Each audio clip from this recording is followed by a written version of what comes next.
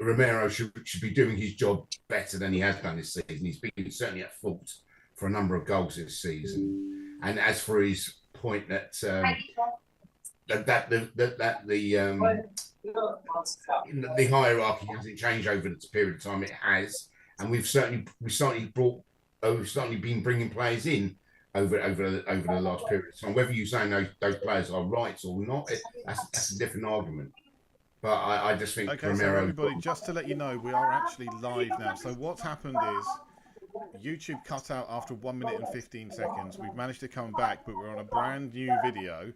So in case you missed the first 30 seconds, a statement's been put out, or something has been said, apparently by Christian Romero, and we're waiting to see whether or not that's actually true.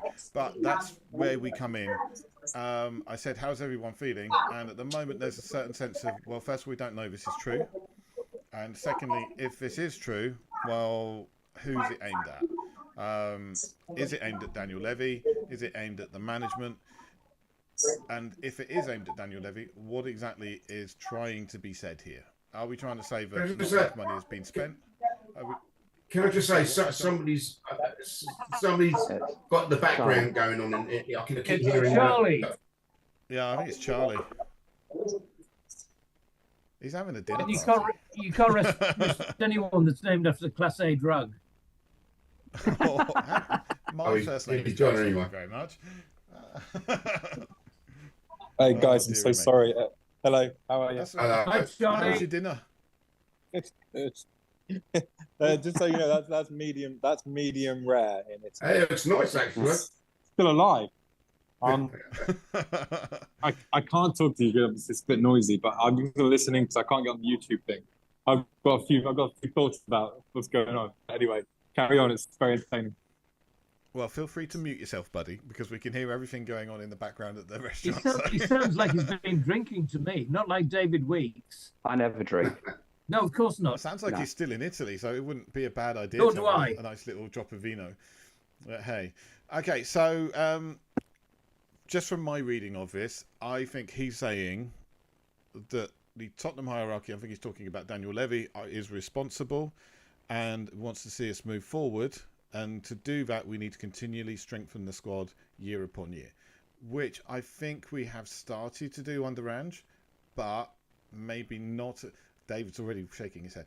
Maybe not at the pace that a lot of people are comfortable with. I mean, if we'd gone out and spent a bit more money and bought 3 first teamers, maybe 4 first teamers over the summer, we'd be a lot stronger than where we are now. But instead, we bought 1 first team player, and now we are struggling because of issues, fitness, injuries. Who could have potentially seen that was going to happen? Okay, so let's carry on from there.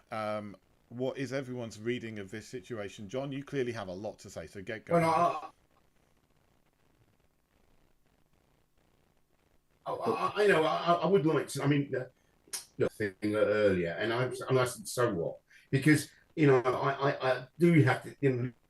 I do get this feeling that there's obviously a lot of anti-Levyite out there who, at any chance, will try and stoke the fire, if you know what I mean. And so, is that true? What has been said, and what exactly is that agenda? There's people who are really trying to stir it all up. I mean, and it just annoys me. It just annoys me. I mean, as supporters should be supporting the club, and not trying to divide the club, which is what's been going on for the last few years. There I'm on my soapbox now. Okay, David, what are your thoughts? Well, so I was going to say that it was like a 2-footed studs up challenge from QT on Danny Levy, but actually it was quite refined in some respects, because he took a great deal of care to ensure that he was not disrespecting the club. Yeah. But he's talked about that we deserve better and that we deserve to be challenging for the title every year, and that we should be. And I have to say that I'm very surprised by it. I don't think it's going to go down very well. Before we got cut off, I was saying I'm not Levy out, but I'm also pretty He's not someone that's going to take us to challenging for titles and things. And I don't even know if that's a reasonable expectation, because when have we ever been a club that does that? You know, we've always been really mostly a cup side, you know, and so I kind of go back to what I said before the Chelsea match, which is like, win or lose, just want us to play well, just want to be entertained when we play and make out. But I have to say there's some truth in what QT said. We only added one first teamer this summer, and we needed more than that. And it's great building for the future, but the problem is, by the time some of these youngsters that we've signed that may be very promising, by the time they come to fruition, the big players that we have today, they won't have stuck around to wait. You know, you can criticize QT, but he's a world champion, and he's a great defender. Maybe he's been responsible for a few goals this season. I completely agree. Can do better this season, but he's a world champion, and he's not going to stick around for mid-table finishes. He's not. So by the time, I don't know, Bergval or Odobert or any of the others mature, QT won't be there. So we'll have these youngsters that matured, but the good ones that we've got will have gone. So we'll be the rebuild will be constant, absolutely constant. And it feels to me like it's a gradual sliding backwards. Can I ask you a question? This is what I posed to my son as we were walking away despondently from White Hart Lane yesterday. And that's like, all right, say for instance Levy was to walk out and somebody else took over. What is it? What exactly do you want them to do? What do you expect them to do? Okay, so I would like him to improve the mix of building for the future. It's like it's putting a cursor on a line, okay? You're either, I'm only buying youngsters that I hope come good, or, you know, I'm like, I don't know, Manchester City or Chelsea or whatever, and I'm only buying mature players that are already good. And there's got to be there's a balance to find between those two. At the moment, we're way over here, and we need to be here, okay? So I think apart from anything this summer, if I was a purple and gold Enoch Levy out type person, I'd say what they did this summer was they reduced the wage bill. That's what they did. They reduced the wage bill, but got a bunch of youngsters on low wages. Levy's rubbing his hands. Great bit of business. Now, I'm not going to go that far. I'm not. But we needed a proper number six. We needed a proper number six. We didn't get one. I'm not sure if anybody else did either, but we needed one. We didn't get one. We needed we didn't need Werner. I said that at the time. That's not capped in hindsight. I said I was annoyed that we signed Werner. We needed someone that was going to come in and make a difference. And there was a couple of players that were available that went elsewhere because of wages, because we wouldn't lay the money out. So I think we've got to, if we want to be successful, we have got to pay a bit more money. We've got to get the balance better between youth and experience. And we haven't got it right. This transfer window, last transfer window, or the last summer, we didn't get the transfers right, in my view. We made good, promising transfers, but we didn't improve the first team enough. And we also didn't prepare for the new season well enough. We looked leggy straight off the first match. I don't think we were ready for the season when it started, and that annoyed me as well. And that is all. That's not on Ange. That's not on the players. That's up there. Now, I don't know whether how does being leggy not reflect on Ange and reflects on the hierarchy? I don't understand what you're saying. Okay, because it reflects on the fact that the matches that we went to were often marketing or business matches and not season preparation matches, and that's what I don't agree with. But David, I mean, unfortunately, that is, look, it's, I remember we're all probably of an age, I remember, we used to go on a pre-season tour of Scandinavia and then play some matches in and around the British Isles and stuff like that. And that was our pre-season. But of course, it's not like that. And most clubs, and certainly most of the bigger clubs, they're all four corners of the world. That is the way. I don't like it, but that's the way it is, isn't it? It's all about marketing and stuff like that. And Tottenham are certainly not unique in this. No, but I felt like we didn't play enough proper competitor-ish matches. Do you know what I mean?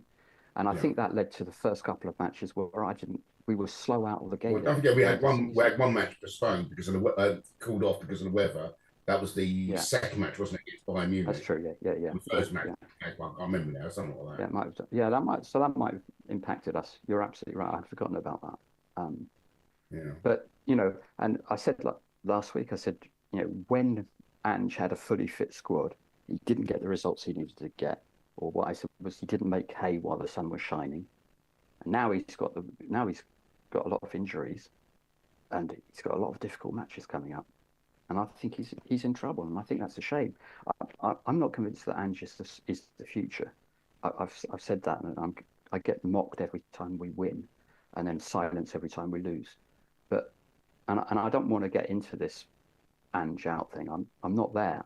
I just think long term he's probably not the answer. But he hasn't been helped. He hasn't been helped by the signings. Hasn't been helped by the preparation. That's what I think. That's my view. Look, I worry very much what this next month is going to bring. I mean, we've got, a really fully loaded December of big and important matches, on top of which, we've got injuries, suspensions, and if you ask me, our performances against Ipswich and Fulham, the team looked very, very leggy. Looked like they were dead on their feet. And obviously they got off to a really good start. They were up for it against Chelsea, better than I thought was going to be the case. I mean, I really thought it was going to be absolutely mullered. I mean, we were in the end in a way, but I thought yesterday was going to be an absolute disaster.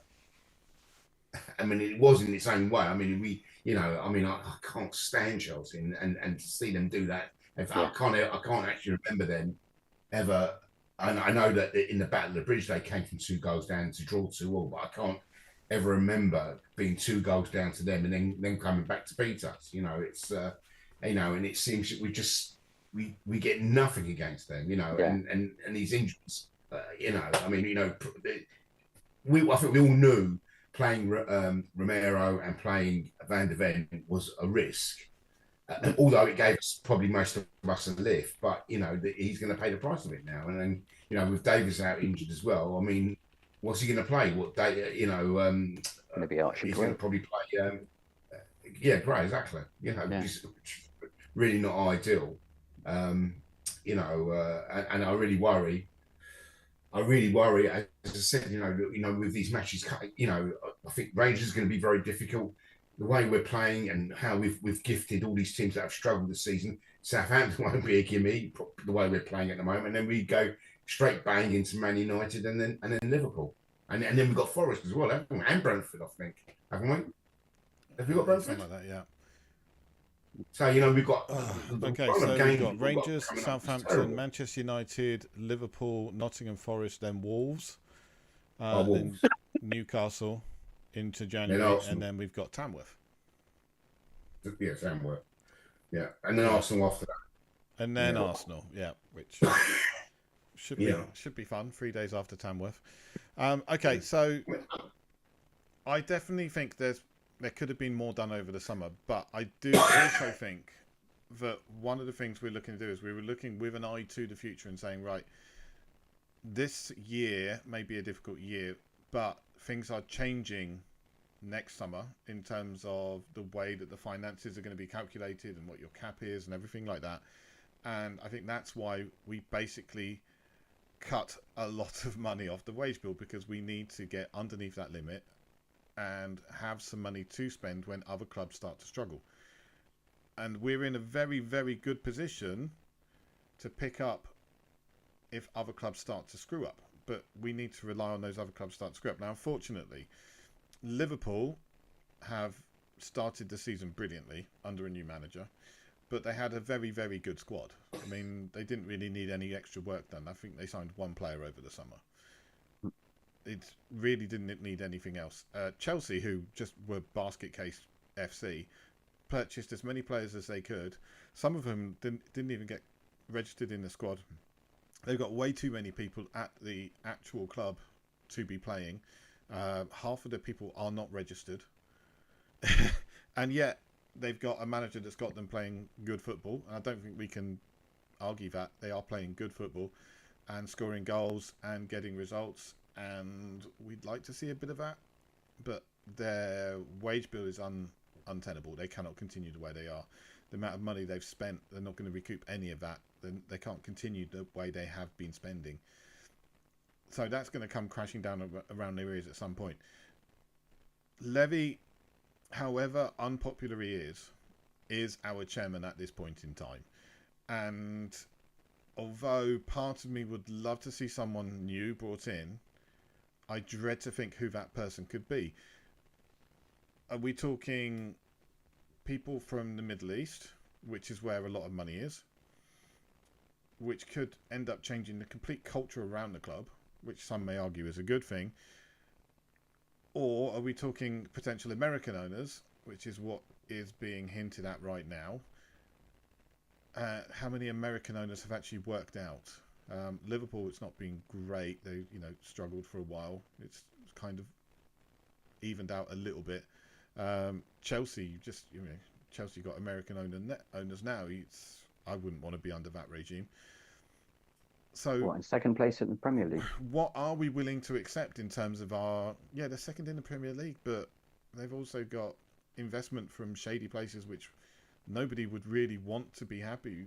Nobody would want at Spurs. I don't want that. I'll be out if we get taken over by a bunch of oil barons. I'll be out of it. I'll check out. But yeah. Would we want to be where Chelsea are? Yeah, I'd like to be where Chelsea are, second place. That would be nice. But do you want it? As I said, what do you want of the new owners? I've for many years. I mean, probably Austin will back me up on this. I've detested. I mean, Chelsea off money coming in, and I've got many friends who are Chelsea fans, and I've always gone on about it. I can't stand. I mean, I probably detest them more than I even do Arsenal. Right? I do. And then you've got Man City and you've got Newcastle now waiting in the wings, waiting to see what's going to happen. I would be a real hypocrite if I then said we got taken over by Stacey and whoever she manages to bring into the syndicate, right? And the money was from a oil-rich state country or wherever else it's come. I'd be a hypocrite if I said, bring it in. I mean, look, part of me would say, I would like it just to shut up all these other clubs who like to knock us because, for the years of being Spurs and all that crap, right? But I'd be a real hypocrite if I was to sort of say, come bring it in. And so in many ways, I admire Levy in the sense of how, because if you think of where the club was to where we are now, and even if somebody else is alluding, we've never been really a league team anyway. So we've probably been our most consistent years as a league team. We consistently qualified for Europe for our league placing, which we never did. So we have improved. The stadium is fantastic. From if they ever get the balls to tighten down on these clubs like Man, these 115 charges ever get stuck against Man City, and how that might change things. One would think we're in a fantastic position to take up the to be in a really good position to compete with these teams. Whether that will happen or not is another matter. And I just think that people again try and put this thing that Levy he puts the money in his back pocket, but is there any evidence of that? There's not, as far as I know. Yes, he pays himself. He's the highest paid executive in the Premier League, but as far as I know, he hasn't taken any dividends out and stuff like that. I mean, his time, he will, if he ever sells the club, he will make a very handy profit at that particular moment.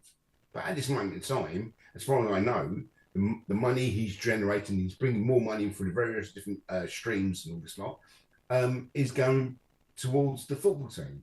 And, and we're starting to see that now. He's spending more money, the wages have gone up, but we're not at Man City's level, and I don't suppose we ever will. Yeah, and okay, I don't want that either. Hang on, David. 1 second. Before we go any further, You particularly, David, have said to me you want to know what people are saying, what the people who are Oh watching yeah, this, yeah. what they're So saying. I don't see that. Yeah, yeah. We've actually got. Thank you everybody for joining us, by the way. We've actually got people with us tonight. We've got Peter, we've got Alex Scott, well, the Alex Scott Experience, and they've got stuff to say. They've got things to say here. So let's start. So first of all, Peter's telling us where he is. Thank you for joining us from Melbourne. It's early morning there, I believe. Alex Scott says, just imagine this team with Visser and Mbuemo as our wingers. They both have 9 goals each for Brentford. End the season already. This is him continuing. Levy was so careless in the last transfer window, so I could see this coming. Levy needs to change the wage structure or will never win anything bar getting lucky. He said you can't win a league just by signing players on low wages. That's Levy's forte. I think that might be a little dig at me there. He's talking about Jerry Jones. I don't think Jerry Jones is going to be happening. Anything is better than Daniel Levy. I personally disagree with that. The next one I have some sympathy for. He says, look what Daniel Levy did to the elderly. I'm shocked at the morals of our fan base. He should have been booted out for that. And Levy charges half price to caretakers for wheelchair people, which is a disgrace. I agree with both of those. The senior citizen concessions and charging people for being carers for wheelchair bound people. That's not acceptable. Alex says, I'm not digging at you, mate. Alex, or the Alex Scott Experience. I don't know your name. I don't mind if you are. We're here to have an open conversation, and no one here is going to be precious about it. So if you've got something to say, please say it. Peter has basically made some good points here. Peter said, this year so far, when on song, we batter clubs. Yes, that's true. But it's when on song, it's the issue. Last game, 2 stupid penalties. Is that the manager's fault? We lose our centre-backs 4 to 7 weeks. Solanke got injured. Bentancur, 7-match ban. Richarlison, 1 cameo, 1 assist. Odegaard injured most of the season. Werner injured. Imagine if Liverpool were to lose Salah for half a season. Pep loses Rodri, 1 player, and they fall apart. Imagine if Haaland also got injured for 5 to 7 weeks. Again, all very, very good points. We are dealing with an injury crisis, which I'm not going to say it's unexpected, but I think everyone went into the season hoping we weren't going to see these kind of issues again. But we had issues like this last year.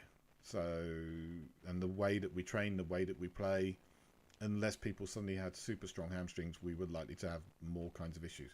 But the latest, my understanding is the latest Romero, it's a quad injury. Romero's had little niggles Romero has had little niggles throughout the season, potentially playing way too much football. Sonny in and out. Werner, I don't think is the answer, but David said earlier on that he didn't want him at the club right from the start. I can understand that, but if we didn't have him right now, we would be even weaker on our flanks because I wasn't saying don't sign anyone. I was saying don't sign Werner and sign somebody else that was available. Yeah. No, I get that. I just think for the money, they laid out, or they paid for his loan. In a way, it's a no risk, and people can criticise him, and yes, he's a very frustrating player, but he actually, he's very fast. And he does unsettle teams, although more often than not, there isn't a final ball. Although, he set up the goal for Johnson last week against Ipswich, didn't he? It was a really good ball that he laid over and stuff like that.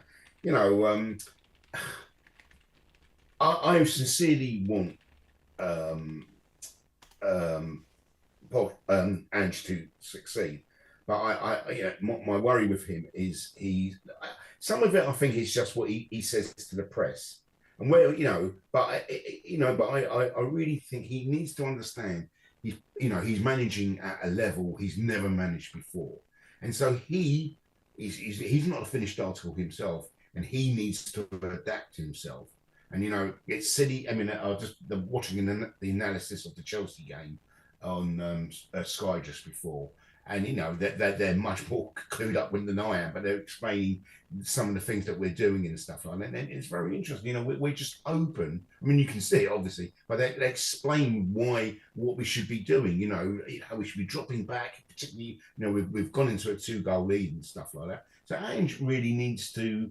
He needs to adapt, and also is he putting too much of a load on some of these players, and these injuries are just as inevitable. What's happening to the team, and as I said, we've got this really terrible month coming up. We should be looking forward to this month ahead, but unfortunately, I'm not. I'm dreading it now because I just think a whole season will probably implode from now on. By the time we play Tamworth, that might be what we're playing for. Right, But Austin. think, Austin is sat there patiently waiting to come in. So yeah, please yeah. come on, Austin. Tell us your Go thoughts. for it, Austin. I think one of the problems we have is that there are two areas where I think we've been deficient. One is we've missed so many chances. I mean, I remember looking back at the Newcastle game. We should have absolutely buried Newcastle. We had more chances against them than against any other team this season. And then the other thing that's happened is I don't think I can remember an era when we've made more defensive errors that have led to goals against. With Ange's, I like Ange, and going back an argument further, I like Levy. I think Levy's done a huge amount for this club, and I can't think of anyone that could come in that would do a better job than he is doing. I certainly don't want Middle Eastern influence because I think that will just mess up the whole club fan base and everything. But Ange has got a clear way of thinking in terms of this is the way we want to play, this is how we're going to play. But he's been let down by individuals rather than the overall team effort. The number of mistakes we've made that have led to goals is unbelievable. The number of times we've missed chances to score goals is unbelievable. And with the number of injuries we've got is ridiculous. So whilst being frustrated and whilst being absolutely totally pissed off after last night again losing to Chelsea, I think the picture is gloomier because of individual mistakes rather than the management of the club or the management of the team. That's how I feel. But how much is that?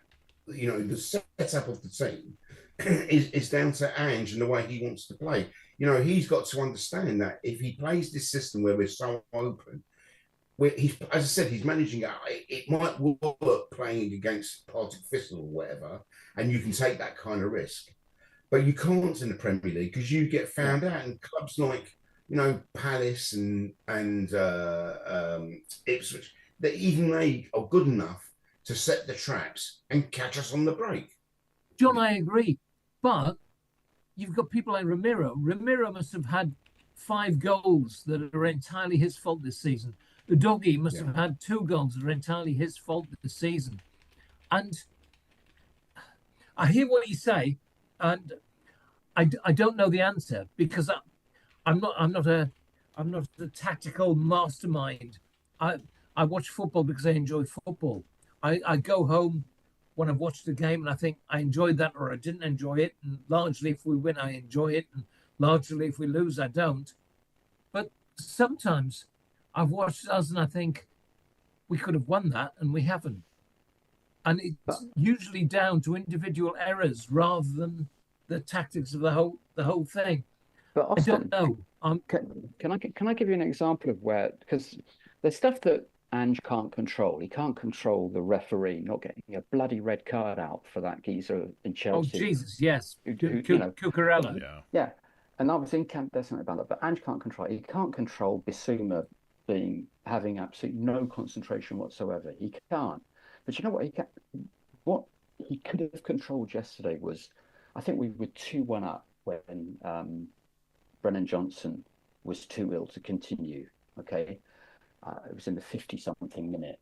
Okay, and we'd lost control of midfield since about quarter of an hour before half time. And at the beginning of the second half, Chelsea were they were really in control. They were really putting us under a lot of pressure. And Brennan Johnson had to come off. I just cannot understand why Ange brought on Timo Werner for Brennan Johnson. Timo Werner, who's not particularly good on the right to begin with, but also we were 2-1 up, and we desperately needed to get a foothold back in the game. And that Ange has that is in his control to put on Maddison, to put on Bergvall, to put on more or less anybody at all except Timo Werner. And for me, that was one of the major turning points of the game. One of the major moments where we'd managed to cling on, where we're still 2-1 up, and he made, for me, completely the wrong substitution. And that goes back to, for me, John, that's the example of you can get away with it when you're in the Scottish Premier League, but you can't get away with that in the English Premier League. And he did that against Brighton as well, didn't he? You know, when it was clear that we were under the cosh and stuff like that. And, you know, he, you know, as I said, I want him to succeed because, because the turgid football we had under Mourinho and especially Conte and their manner, particularly Conte. I mean, you know, it's so much better under Ange, but you know, he's making a rod for his own back. I just wish he, you know, look, he does tweak things because he did it against Man City, so he is capable of doing that. You know, but people, you know, again, they were highlighting this on Sky before, how Maresca tweaked the formation in the second half and stuff like that, and they were much better. You know, they controlled. Once they controlled the game until they themselves sat back when it went 4-2. You know, whatever, and it didn't mean anything at that point. You know what I mean? And that's my beef with Ange. That's, you know, I don't think we want to have a manager that's learning the job. You know, I'm sorry, at this level they need to know the job. Do you not think he's capable? The Ange with the Werner substitution is with the squad we've got, and this is the issue. We're limited by the squad we've got. With the squad we got, when Brennan Johnson came off, who else would you bring on? Maddison, Bergvall, either of those two. Somebody that would put a foot in midfield and try and keep the ball in midfield, get a little bit more control in midfield. That, you know, I know I'm critical of Ange, and I've said that I don't think he's the right guy long term, but I really want him to succeed. I really do. And that, I mean, I really felt like that was the turning point in the match. That was the point where we kind of we could have won it. We were 2-1 up, you know. We were under the caution, and so when I don't know if I'm as confident as you. You know, to me, the minute it went 2-1, we were holding on grimly. I mean, we did have chances, and if we'd scored a third goal, it might have been different. But at the end of the day, they were bossing the game. Can I just say one thing on a positive? He came on, I can't remember when he came on against Ipswich, and then he came on yesterday, Bergvall. So on the positive, I think I'm beginning to see there is a player in there. You know, he sprayed the ball around quite nicely yesterday when he came on, I've got to say. You know, I agree. We might see him next game, mightn't we? Because Bissouma, quite apart from being stupid for the penalty and for their first goal and for other stuff, he also got another yellow card, which means he's suspended for the next match. What, in the league? Well, Bentancur is bound to play against Rangers, isn't he? Yeah, the next league match. Rangers will play, which gives Bissouma a bit of a chance to recover.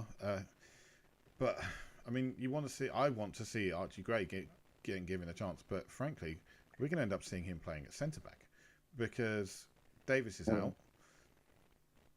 Romero with a quad injury is probably going to be out for a few weeks. We don't know what's going on with Mickey van der Ven. To me, I thought he went off because it was just muscle tiredness. I thought he went down with cramp, and I think they just said we don't want to risk it anymore. So they made the change at that time. But I mean, it's so risky, relying on a player who has slightly fragile hamstrings to play games of this level of importance. And we can lose against Rangers and still qualify. We can lose 2 of our 3 next European games as long as we win 1 of the 3. But yeah, it's going to be tough. We've got a tough run until January, and frankly, I don't think we're going to be seeing players come straight in at the start of January. We're going to have to see how the market moves and what shakes out, because other clubs would also be making moves. Manchester City needs to buy players. Do you understand this whole dealings with Jed Spence? I mean, it seems I can't understand for the life of me why he was omitted from the Europa League squad, and that looks like that was a genius stroke right now, because if he hadn't been omitted, then we wouldn't have Fraser Forster in goal. We'd be playing on Austin or Whiteman. What I'm saying is, I just don't understand what they're doing with him. I mean, surely he could have come in, like when Porro was injured and or needed a rest and stuff like that. I just don't understand, and I really would like to see Gray. I really like to see Gray in the midfield. That's meant to be his best position. Given we've not seen him there yet. The one game I think he was going to go, and then it was recent, and he had to get substituted, or he had to be moved back into defence, didn't he, because of injury or something. I can't even remember now. Getting older, I can't remember these things. So I think Jed Spence has only just come back from injury. There's a lot of people saying that he's had a bit of a falling out with Ange. I don't think that's true, because when the little contretemps with the crowd at Bournemouth happened, he was the one that ran over and basically backed his manager up. And I think if he had an issue with Ange, he would have just said, well, I'll sit here and let him deal with it on his own. So I don't see that being an issue. The Alex Scott experience says, I believe Spence must have an agreement with another club that he's not to play, as he's to be sold in January. I mean, he's just signed a 5-year contract. I don't think he's going to be going anytime soon. But we'll see. But has he been taken? Has he been kept on when we all thought he was gone, merely to keep the English quotas up in our squad as his forward? That's the importance of those two. We wasn't expecting Forster for Europe, certainly. Forster for Europe certainly was kept in because he's English and a senior goalkeeper. For the side of things in terms of the Premier League, I don't think homegrown numbers were that much of an issue for us. We have spaces. We could have filled it with a foreign right back. It's Europe is our big issue in terms of filling spaces with homegrown numbers and things like that. Right. Stu, I felt that Ange, in a reply in a press conference on the subject of Jed Spence, was not particularly effusive about him signing a new contract.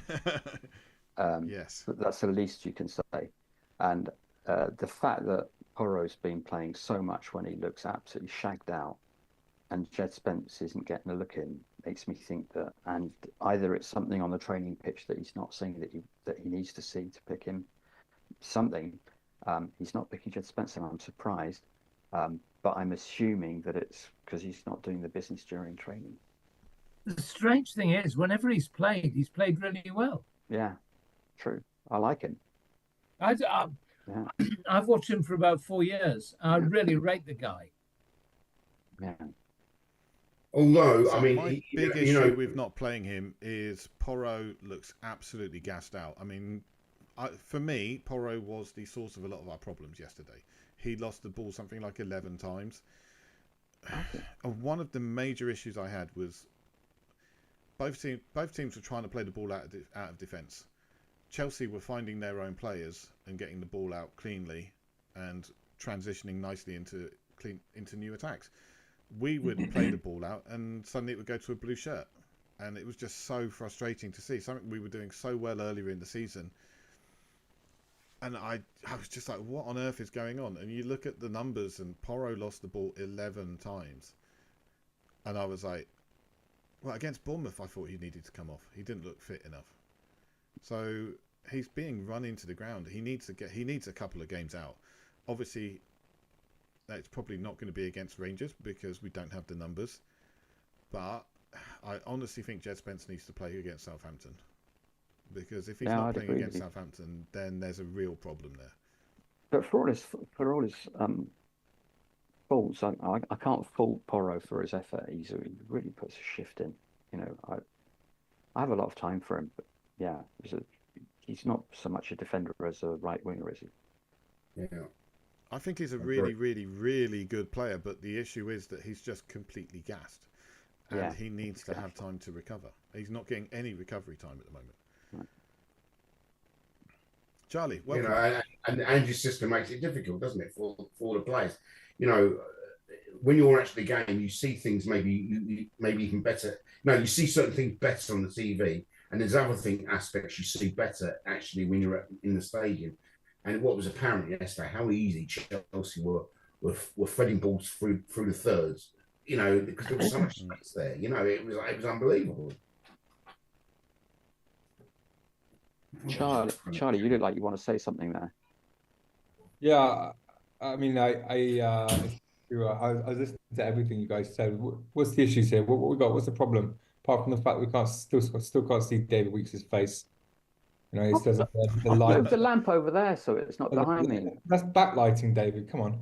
It's over there. Look. How would you like to be backlit on stage? You know, everyone can Perfect. see your silhouette, but no one can see your face. Is that the? No one You know, wants to see my Charlie, face. don't get all lovey on us. We know Charlie, you're an actor. I've seen David in concert, and David makes sure he's backlit on stage. So Yeah. In fairness, you who can blame him? Exactly. Even my mum wants me backlit. bold. It's bold, mate, because you know we see an outline, not the features, but he's a the man of features mystery. are forte. Uh, yeah, I mean, look, I again, like, I could literally pop in at any point this season and say the same thing. I don't even care. Like, I believe at this point that people are starting to see and I've seen this in multiple commentators of the game yesterday and in general over the past sort of few weeks on this bad run, and that's you know, it's not about Ange. It isn't, because you know, he's been in charge 15 months or 16 months, and he hasn't completed the task at hand. And you can complain as much as you want about the way he plays and this and that. He hasn't completed the rebuild. You can't employ someone for a rebuild and not let them finish. You have to. Yeah. We can micromanage till we're blue in the face about how much he's, you know, this, that, the other, doesn't defend. His XG was very good until about 4 matches ago against yeah, and XG4 was, you know, our goals ratios, everything's been good. We just not lost by more than a goal in most games, and everything is down to like the minutiae. For me, that's progress. Wage bills down, that's good. That means that means more wages for more players in the future. I do have gripes with, you know, the hierarchy, only because they do not speak up when it comes to points like this where clearly the manager is under the cosh, and I want to see Levy come out right now and go, "Hey, listen, I employed this guy for the rebuild. We're only halfway through, so you might as well calm down. He's getting at least 3 years, so shut up. I don't care how well you can break a game to pieces and put this all on the manager, regardless of whether it's, you know, just recently Porro being tired, the fact that he doesn't pick Spence, which again is just a small question, but not one that should question his integrity as a manager. This guy is the guy that's been, you know, charged as the. I put it today in a post on CADS, which was like, he's like the sub teacher.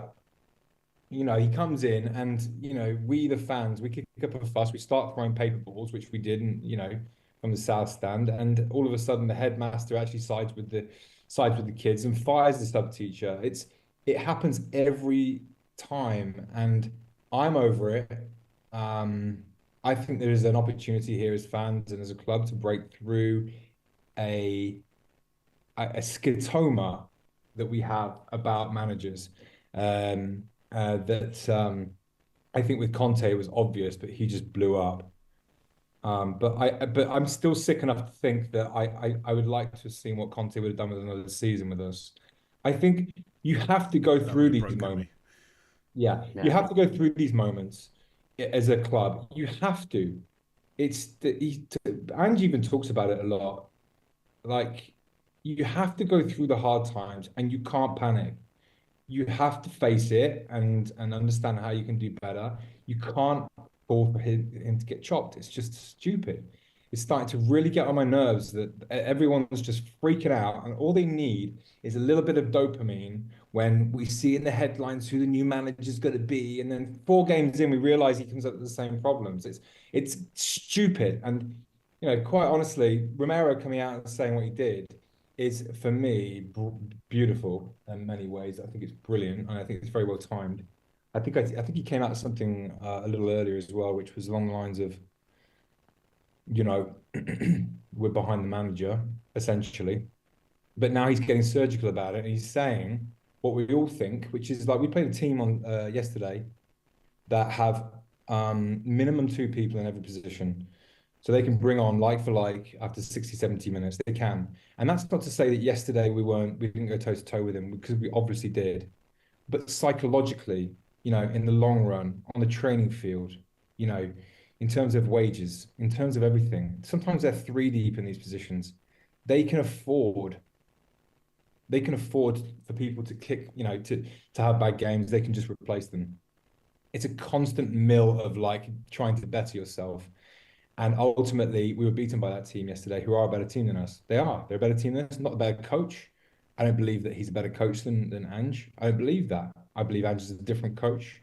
And I feel like we are at this point as a club. We have made 2 transfer windows with Ange, or 3, you could say. And one of them, the last one, was to strengthen the youth coming up. And I do believe in the next 2 transfer windows, we will bring in 3, 4, 5 starters who will make all the difference.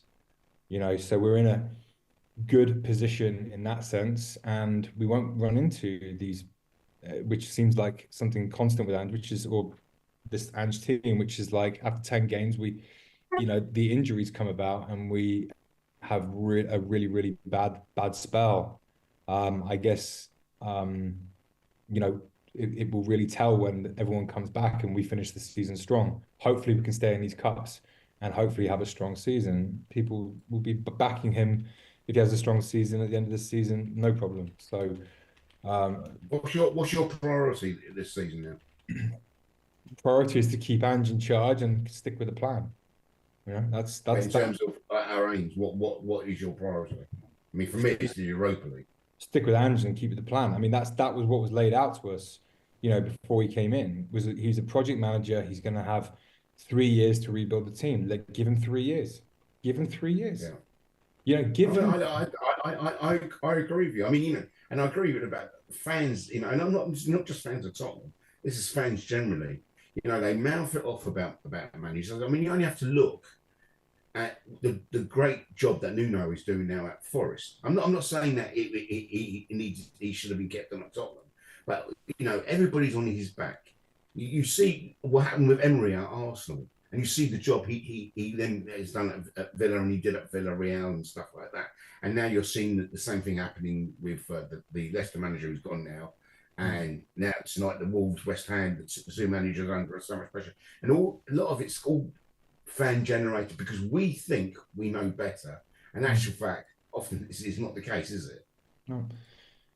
No, and look, somebody said something on CADS today about the manager, about the chairman. I think the chairman's done an amazing job. He really has, and I think we get a little bit, maybe we take for granted just how good a job he's done and how solid we are, because other clubs aren't so good. They are having to I don't know what Man City have done. I don't know what Chelsea have done that are contravening the rules. But ultimately, I know that Daniel Levy hasn't, and he won't.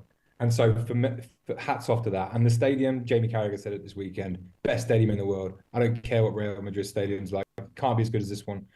Kind of deal. He's delivered so much, but I still feel like whether this is him or the people that he answers to, I still feel like he cannot break the structure that he has put in place, which would ultimately push us into the higher echelons. He just has his balls tied by that.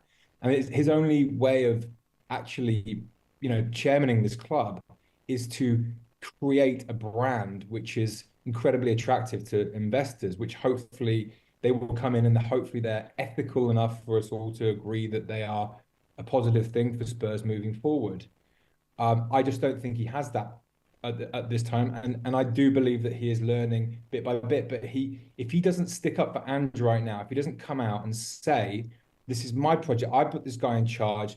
It's on me, guys. He's not going anywhere. I don't care if he loses every single game from now to the end of the season.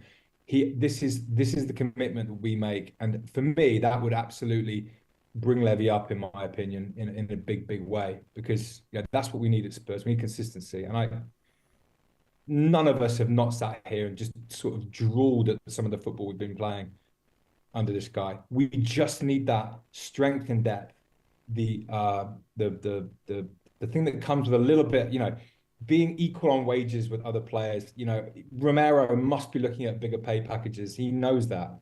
That's just a fact of life. But to fairness to him, he stood in here and he stood up for his manager, and I think that's really good.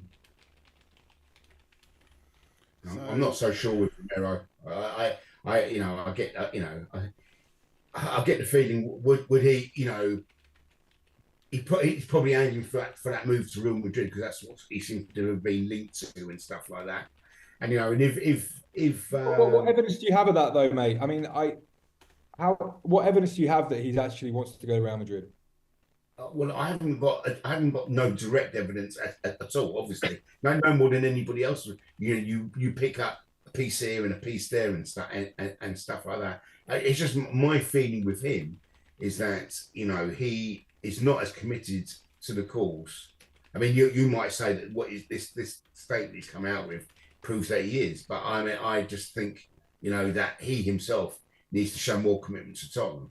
He shows all the commitment to Argentina. You never question with him about that. But, I somehow feel that he's not as committed to Tottenham. He's quite happy to be at home with his new kid. I'd say the biggest thing is, for me, we're missing a trick with not making him captain. We should have done it a while ago. Son isn't up to it. Romero is the guy that should be captain.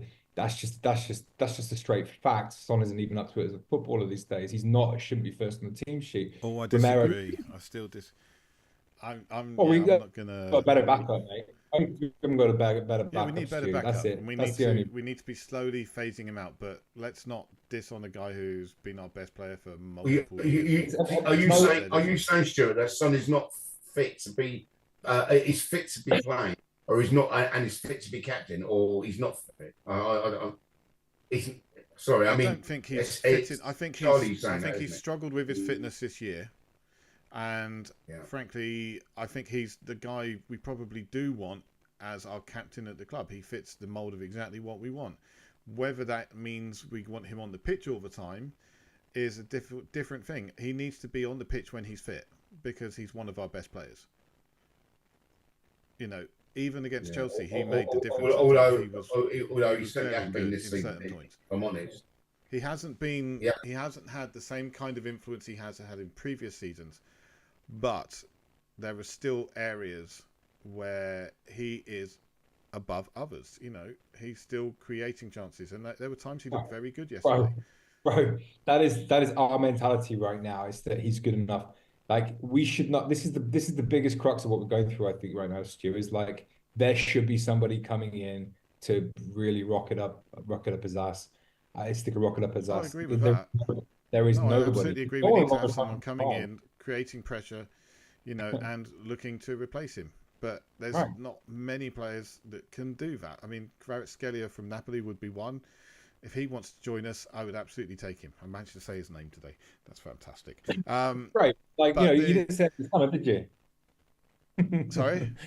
In the summer, we had the plan. The plan was good. It's like, we need those three forwards. Let's go for them. It was in the papers.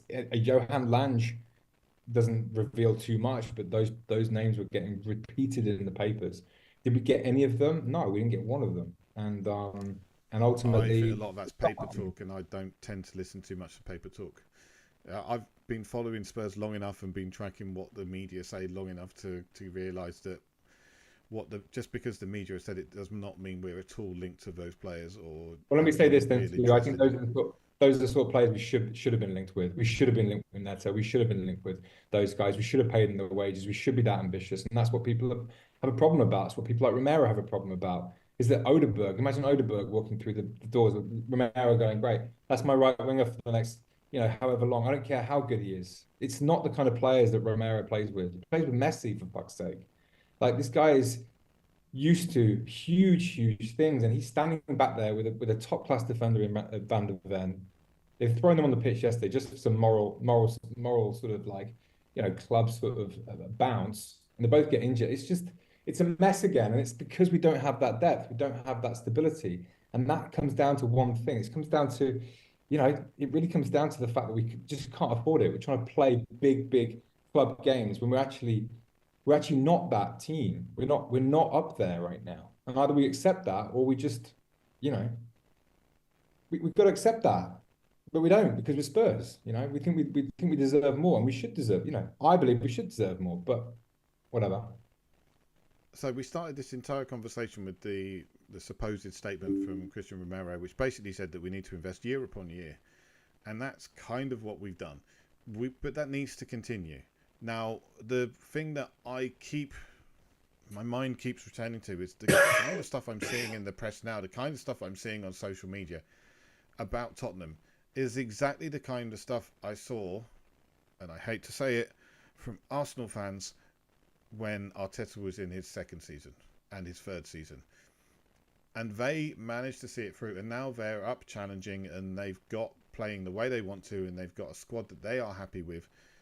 At some point, we need to back a manager who we think can take us to the next step and actually properly back him. We say to him, right, okay, you're going nowhere unless you decide that you want out. We are not going to sack you. We will back you with money. We will give you the opportunity to build this squad the way that you want to see a squad built and play the football that you think we should be playing.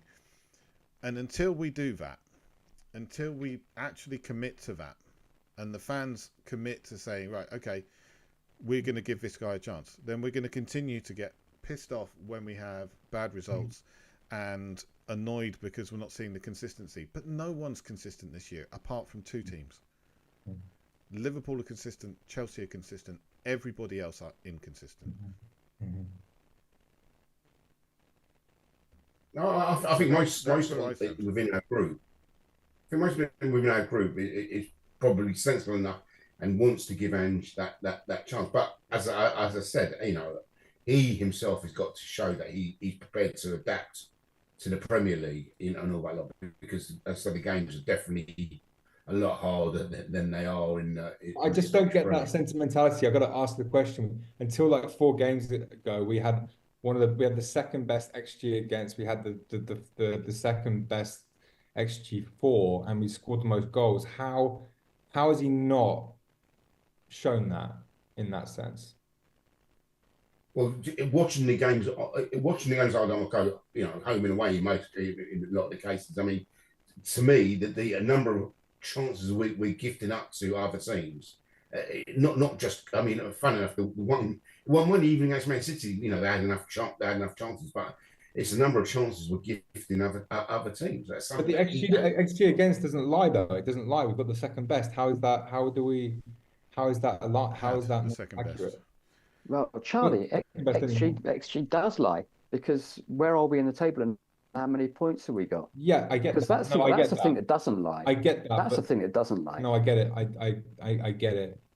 But at the same time, there's an improvement, and the system does work because there is a gradual, if not exponential, improvement to what we were last year.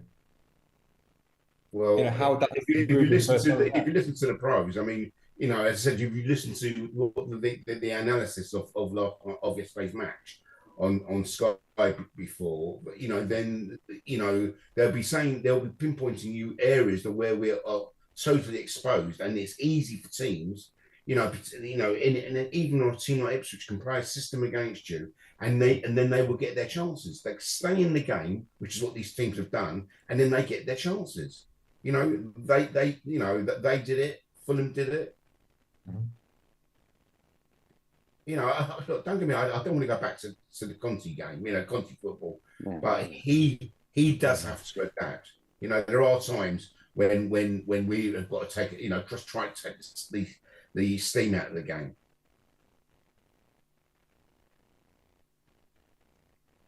I would like Conte had the experience, he had the name, he had the hidden value, whatever you want to call it. But he was a terrible, terrible Tottenham Hotspur manager from day one. Couldn't wait to see the back of him. I couldn't wait to see the back of him.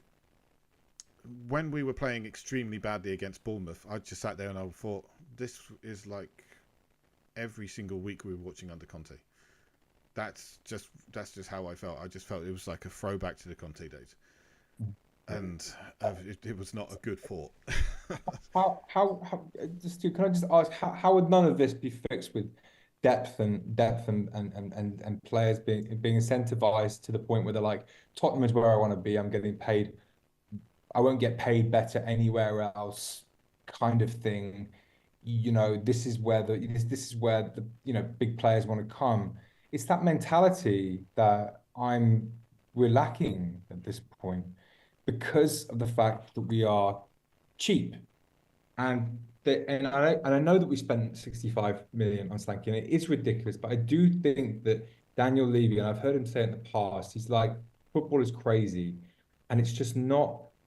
There is just, it clearly shows to me that he does not want to be crazy with the money like someone like a Burley has been.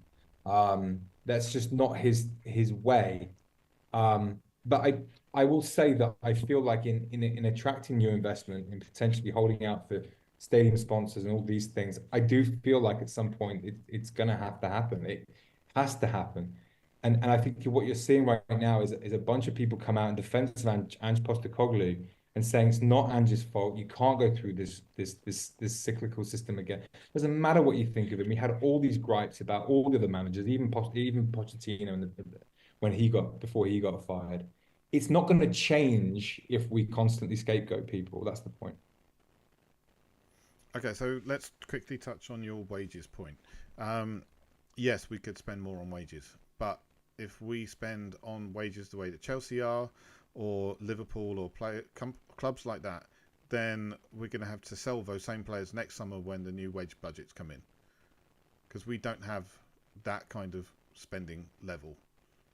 Even with the new stadium, we've got to pay off the stadium. Yes, the stadium will bring in money, but it's a long-term thing. You've got to pay off the stadium. Okay? Next year, you are able to spend a certain percentage of your income on wages, but no more. And there's a number of clubs who are going to get caught out by that. So, yeah, we could probably go and spend 150 grand, 200 grand a week on someone like Neto. But Neto had significant injury problems in last season, and there was no guarantee that him coming to a club, he had hamstring injuries last year.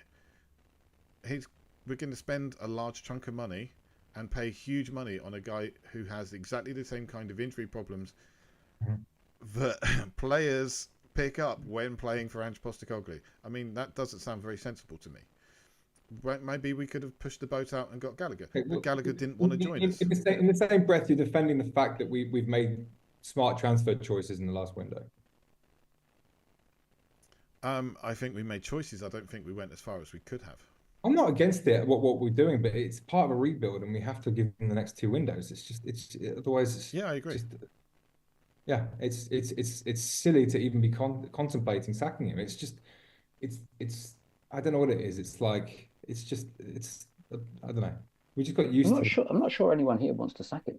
No, they don't, but that people do, and we're to bang a drum with the platform that the CADS is, and really fucking just like dissect the insanity of this whole thing, because there is a level of insanity about it. It's just.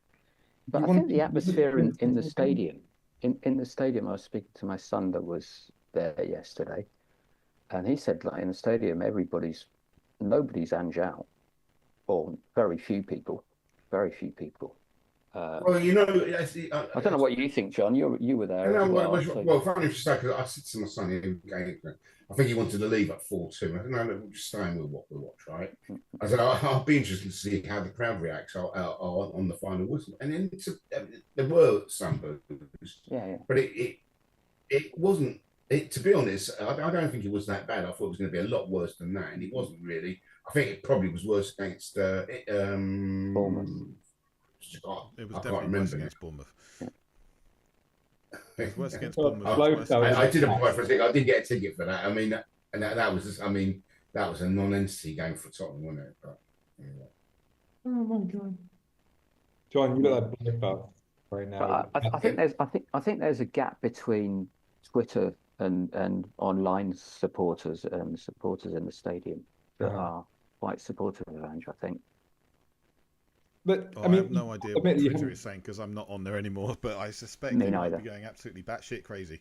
So... Can I just say, David, Sky Sports have come out right now and they've just said that Postecoglou is saving his job, which is whatever, it's fine. But like, you can't, you know, whoever's making this noise those guys are the reason people get fired.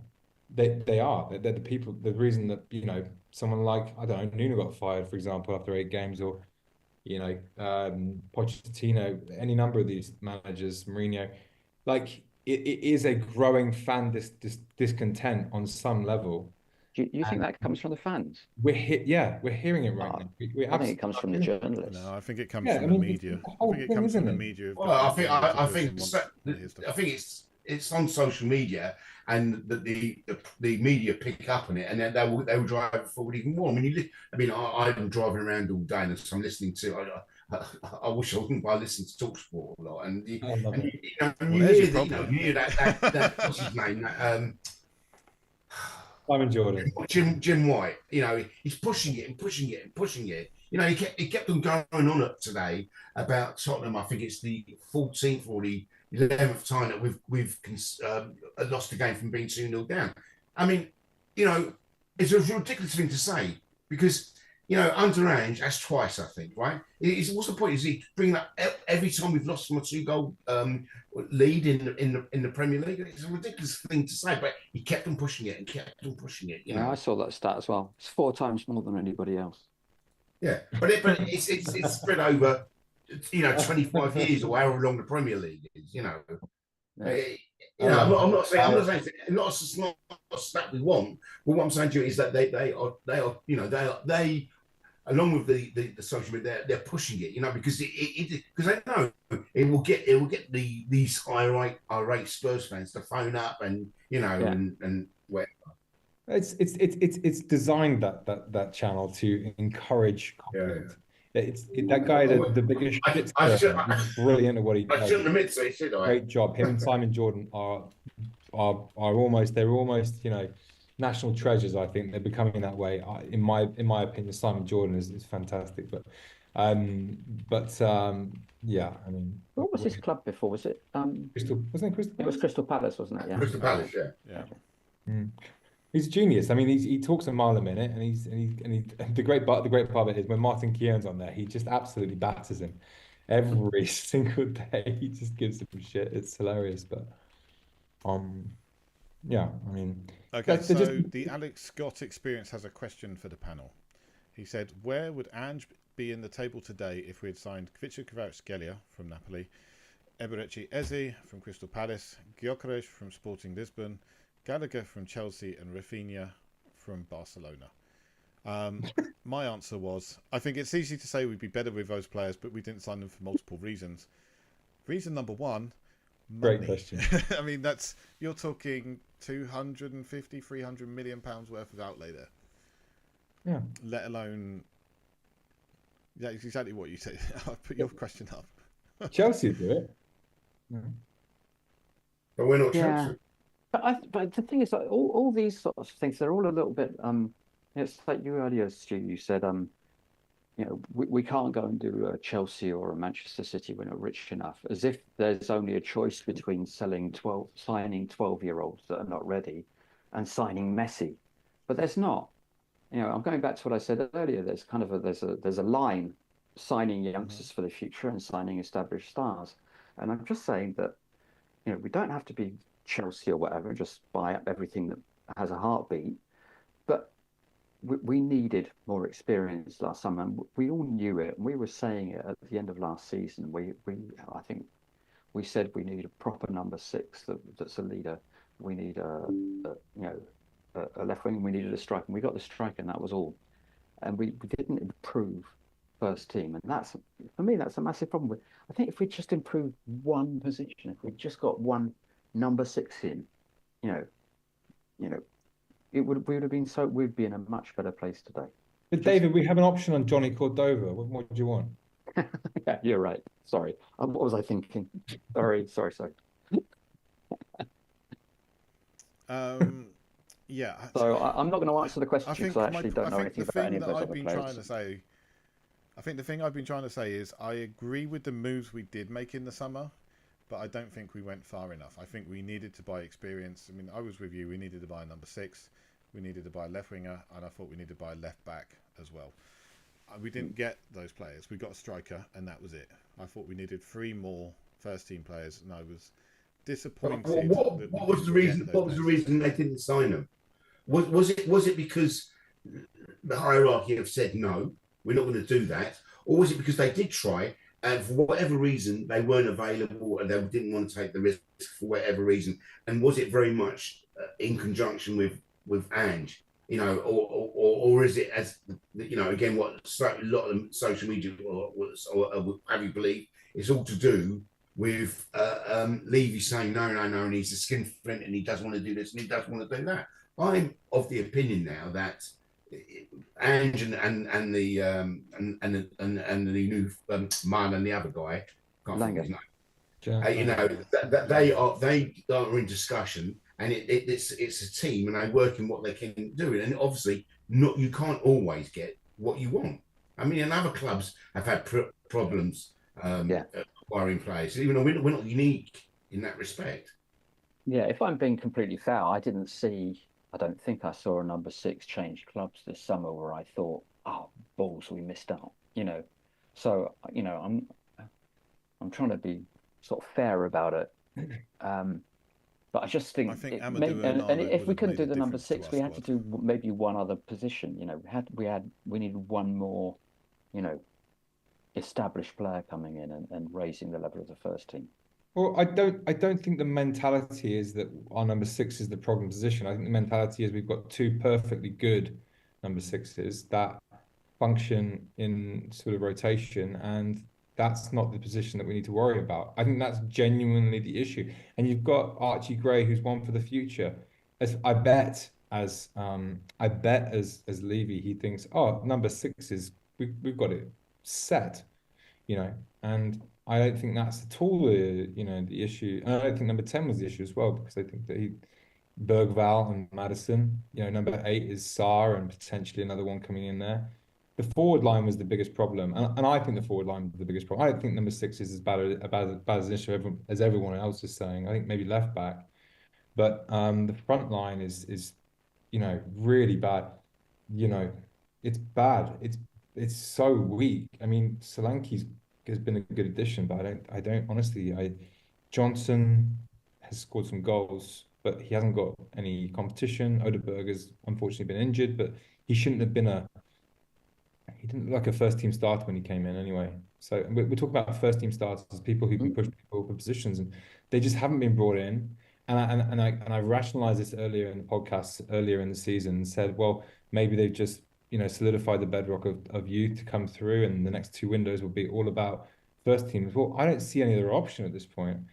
Stu, you put a post on CADS saying, what do you think? Option 1, option 2 for frontline player? Will it be an old seasoned veteran, or will it be a young guy? I'm like, no, it has to be somebody who's option 3. It has to be somebody who can compete for all 3 positions. Like that good a player, we have to sign those kind of players. Otherwise, why are we even dreaming that we're going to finish like top 3 against some of these teams that are really, really good? I just think we've been down that road. Werner can play all 3 positions. Odeberg can play all 3 positions. None of them fulfill the brief. I think what we need is we need someone who can take the weight off Solanke, and we don't have someone that can do that. When Solanke's I, missing, we I, play Son through the middle. yeah. Well, again, like the number 9 position is just like the number 6 position. You've got Richarlison, who's paid 60 million for. You've got Solanke, who's paid 65 million for. He's not looking at that and going, "That's a problem position for me. I've already given the fans what they want." We were all happy when he came in, etc. I think if there was a rotation between Richarlison and Solanke, I think it actually could work quite well, but not to the sort of standard we need for top 3.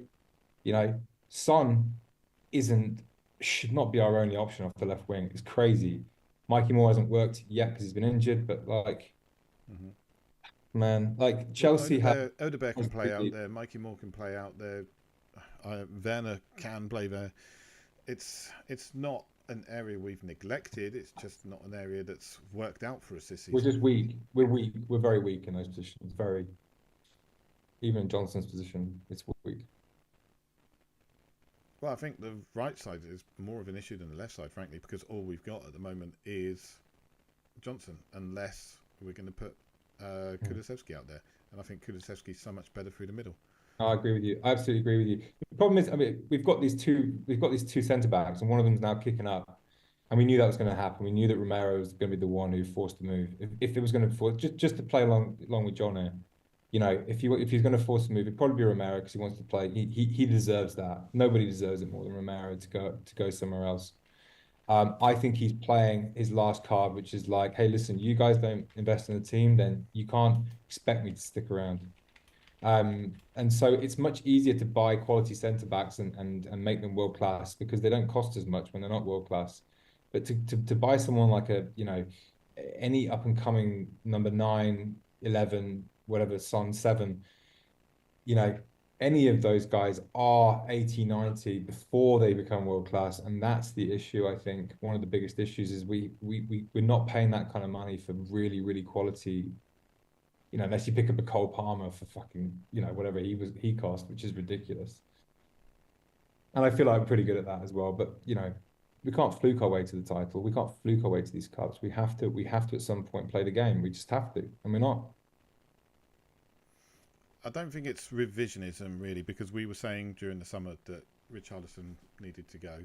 We were saying that we needed to have a number 6 because however much we like Bissouma is not a reliable entity in midfield, and the jury was still out on Bentancur in terms of his fitness and his ability to play multiple games, and because of the issues he's had in terms of suspension, it's been a different reason why we've not seen that much of him. And we so wanted it's not really revisionism. Yeah, and we wanted a guy who would come in and basically lead our midfield and our team. I don't know who that would be because that's not my department, but yeah. I got to go. I've got to leave you all. Sorry. Yeah, I think we've been going for an hour and 20 minutes now, including the original thing. So thank you everyone for joining us. The Alex Scott experience has been giving us his thoughts. Thank you very, very much for joining us today. Yeah, that was great. I hope you'll be. Yeah, it's really good to have you with us, and hopefully you'll be joining us in the future, and hopefully we're going to be seeing a slight turnaround over the next few games. Rangers, Southampton, both of those are winnable. Manchester United, who knows on that one? Are you flicking us the bird there, John? It looks like there are definitely fingers crossed. His fingers. I'm going up to Rangers on Thursday. All right, everybody. Well, thank you very, very much for joining us. If you've got this far into the video, thank you. Please like, subscribe, give us a comment down below, and we'll try and address anything you've got to say in the future. But until then, come on, you Spurs.